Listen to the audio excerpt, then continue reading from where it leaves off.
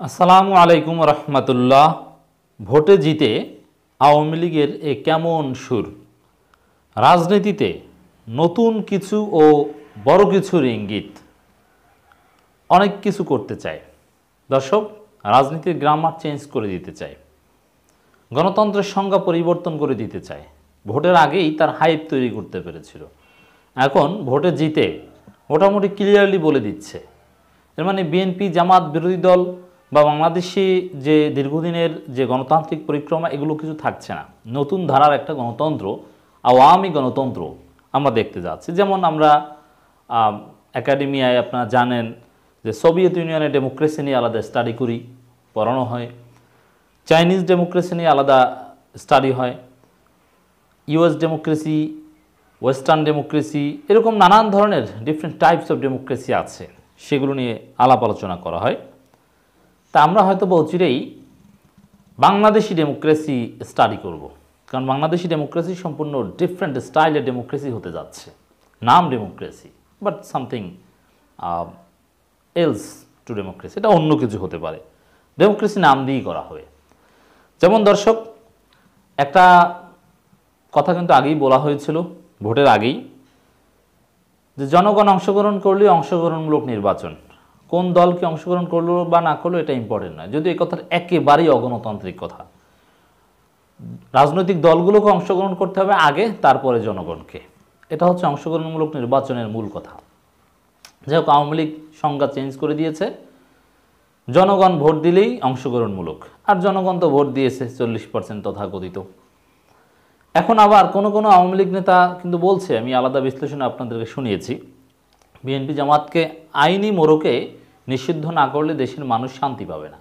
এর মানে বিএনপি জামাত নিয়ে এই ঝামেলা তাদের আর সহ্য হচ্ছে না, আইনি মোড়কে নিষিদ্ধ করে দিলে তো ঝামেলা যায়, এরকম একটা চিন্তা ভাবনা। এখন রাগঢাক না করে আরেকটু অগ্রগতি হয়েছে। এটা আওয়ামী লীগের গণতান্ত্রিক চেতনা, তাদের রাজনীতি কোন দিকে যাচ্ছে তার সুস্পষ্ট একটা ধারণা পাওয়া যায়। বিবিসি এই বিষয়ে একটা রিপোর্ট করেছে। দর্শক, আওয়ামী লীগ বাংলাদেশের সবচাইতে ঐতিহ্যবাহী দল।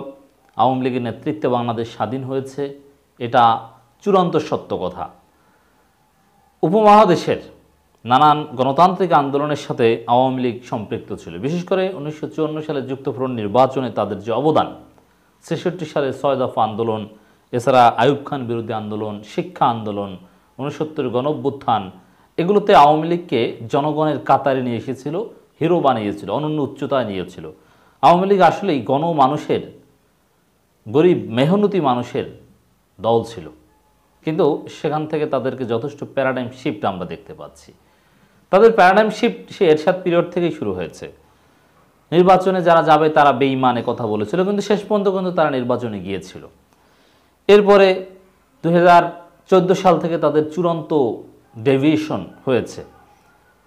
ভোট, রাতের ভোট, বিনা প্রতিদ্বন্দ্বিতায় 2018 সালে, এগুলো করিডোরে এখন আবার একেবারে নতুন সুর। এর ফলে গণতন্ত্র আর গণতন্ত্র থাকছে না, নতুন কিছু করতে যাচ্ছে আওয়ামী লীগ। এটা সম্ভব, পৃথিবীর অনেক দেশে হয়েছে। যেমন পুতিনের যে ডেমোক্রেসি, এটা তো আসলে কোনো ডেমোক্রেসি না, in the name of democracy আলাদা কিছু। চায়না যেটা চলছে, ওটা কি ডেমোক্রেসি? একদলীয় শাসন, কিন্তু বলা হয় 8 দল 9 দল। তো এরকম কোনো একটা মডেলের দিকে যেতে পারে।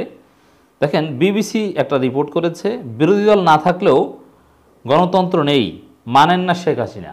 এর মানে এখন একটা নতুন সুর, যে বিরোধী দল থাকা এটা গণতন্ত্রের জন্য জরুরি না। অথচ আমরা জেনে আসছি বিরোধী দল থাকা গণতন্ত্রের পার্ট অ্যান্ড পার্সেল। বিরোধী দল ছাড়া গণতন্ত্র আসলে হয়ই না, কিন্তু সেটা এখন মানতে রাজি নয়। এর মানে এই যে বর্তমান সংসদে বিরোধী দল নেই, তো বিরোধী দল সব আওয়ামী লীগ। কারণ আওয়ামী লীগের প্রতিপক্ষ কেউ নির্বাচিত হতে পারেনি, বা কেউ আদৌ ছিলই না, একজনও আওয়ামী লীগের প্রতিপক্ষ নেই। অতএব বিরোধী দল না থাকলে গণতন্ত্র নেই, এই কথা যেন নতুনভাবে কেউ বাজারে ছাড়তে না পারে, তার বিপরীতে আগেভাগেই তাদের বয়ান সেল করে রাখলো একেবারে মাননীয় প্রধানমন্ত্রীর পক্ষ থেকে। বাংলাদেশের প্রধানমন্ত্রী শেখ হাসিনা বলেছেন, বিরোধী দল নির্বাচনে অংশ নেয়নি বলে দেশে গণতন্ত্র নেই, সে কথা ঠিক নয়, বরং জনগণ যে নির্বাচনে অংশ নিয়েছে সেটি বড় বিষয় বলে দাবি করেছেন তিনি। কারণ এটা হচ্ছে গণতন্ত্রের নতুন রূপ। আর বিরোধী দলগুলো নির্বাচনে নেই, এই জন্য জনগণও নেই, জনগণও ছিল না, এটা বাস্তব কথা। আর বড় বড় দল তারা না থাকলে সেটা অংশগ্রহণমূলক বা জনগণ থাকে কিভাবে, এটা তো সহজ প্রশ্ন। নির্বাচন পরবর্তী সংবাদ সম্মেলনের এক প্রশ্ন উত্তরে তিনি কথা বলেন। প্রধানমন্ত্রী বলেন, সব দলেরই তাদের নিজেদের সিদ্ধান্ত নেওয়ার অধিকার আছে। কোনো দল যদি নির্বাচনে অংশ নিতে না চায় তার মানে এটা নয় যে সে দেশে গণতন্ত্র নেই। না, এই কথাটাও এখানে যথেষ্ট ফাঁক আছে। কারণ সব দলেরই সিদ্ধান্ত গ্রহণের অধিকার আছে, কিন্তু সব দল নির্বাচনে অংশগ্রহণ করার জন্যই রাজনীতি করে। দল মানেই বাংলাদেশে নির্বাচনে অংশ নিতে চায়। অতএব নির্বাচনে অংশ না নেওয়াটা অস্বাভাবিক। আর অস্বাভাবিক কেন? অস্বাভাবিক তাদেরকে নির্বাচনে অংশগ্রহণ করতে দেয়া হচ্ছে না, জোর করে নির্বাচনের বাইরে রাখা হচ্ছে, কাউকে ডিরেজিস্টার্ড করা হচ্ছে, কাউকে মাঠ থেকে বিতাড়িত করে কারাগারে রাখা হচ্ছে, চাইলেও নির্বাচনে অংশগ্রহণ করতে পারছে না। এটা হচ্ছে বাস্তবতা। তাই সেটা গণতন্ত্র হয় কীভাবে? ভিন্ন মতকে দমন করা হচ্ছে। এর আগে বিবিসির পক্ষ থেকে প্রশ্ন করা হয়, বিরোধী কোনো দল না থাকলে বাংলাদেশে একটি সক্রিয় গণতান্ত্রিক দেশ বলা যায় কিনা। একেবারে মৌলিক প্রশ্ন। তার উত্তরেই যেটা বলা হয়েছে সেটা নিঃসন্দেহে নতুন কিছুর ইঙ্গিত। গত ৭ জানুয়ারি নির্বাচনে দেশের প্রায় ৬০% ভোট দেয়া থেকে বিরত ছিল, যদি এটা সরকারি তথ্য মতে, কিন্তু বাস্তবে বা বিএনপি বা অন্যান্য অনেকের মতে ৯০% বা তারও বেশি মানুষ ভোট দেওয়া থেকে বিরত ছিল। মানবাধিকার সংস্থাগুলো এই গণতান্ত্রিক স্বাধীনতার দমনের প্রশ্নে এই সরকারের সমালোচনা করে আসছে। এ বিষয়ে প্রধানমন্ত্রী বলেন, বিরোধী দলের প্রতি ইঙ্গিত করে বলেন, তারা কি করছে? আগুন দিয়ে মানুষ মারছে, ট্রেনে আগুন দিয়েছে। এটা কি গণতন্ত্র? আমরা গণতন্ত্র বিশ্বাস করি, কিন্তু আপনি যখন সাধারণ মানুষকে হত্যা করতে চাইবেন রাজনৈতিক উদ্দেশ্যে, এটা রাজনৈতিক উদ্দেশ্য নয়, এটা সন্ত্রাসী কার্যক্রম। আচ্ছা, অবশ্যই যারা আগুন সন্ত্রাস করে বা মানুষ হত্যা করে এরা বড় সন্ত্রাসী, এদের বিচার চাই। কিন্তু এটা বিএনপি করেছে, সেটা কি প্রমাণিত হয়েছে? বরং বিএনপি তো পাল্টা অভিযোগ করছে। অতএব বিচার শেষ হওয়ার আগে এভাবে দোষী সাব্যস্ত করে বিরোধী দল না থাকলেও গণতন্ত্রের সমস্যা নাই, একথা বলা ভিন্ন কিছুর ইঙ্গিত বহন করে বলে আমরা মনে করি। না, আমি যেটা বলতে চাই যে চাইনিজ স্টাইল, দেশ উন্নত হবে, দেশের মানুষ ভালো থাকবে।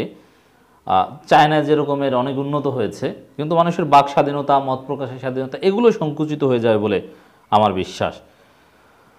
যাই হোক, এবং ডক্টর ইউনূস বা এদেরকে ক্ষমা করা বা এই বিষয়ে কঠোর অবস্থান দেখা গিয়েছে, অনর অবস্থান। মানে আওয়ামী লীগ তাদের মন মতো যদি চলতে পারে, পশ্চিমাদের মাধ্যমে যদি বাধাগ্রস্ত না হয়, তাহলে আমরা রাজনীতিতে নতুন কিছু এবং বড় কিছু দেখব, যেটা গণতন্ত্রের সংজ্ঞাকে, ইতিহাসকে, ধরনকে পরিবর্তন করে দিবে। মাননীয় প্রধানমন্ত্রী দেশের জন্য অনেক কিছু করেছেন, আওয়ামী লীগের অবদানই তো বেশি। আমি বলেছি, আই অ্যাপ্রিসিয়েট ইট। আমরাও আবার আহ্বান করব, নতুনভাবে ক্ষমতায় এসেছেন, জনগণের ভোটাধিকার ফিরিয়ে দিন, সবার রাজনীতি করার অধিকার দিন, জনগণের সাথে আলাপ আলোচনা করে, সব দলগুলোর সাথে আলাপ আলোচনা করে মধ্যবর্তী নির্বাচন দিন। তারপরে যদি জনগণ আবার আওয়ামী লীগকে ভোট দেয়, that's good, we would like to welcome Awami League.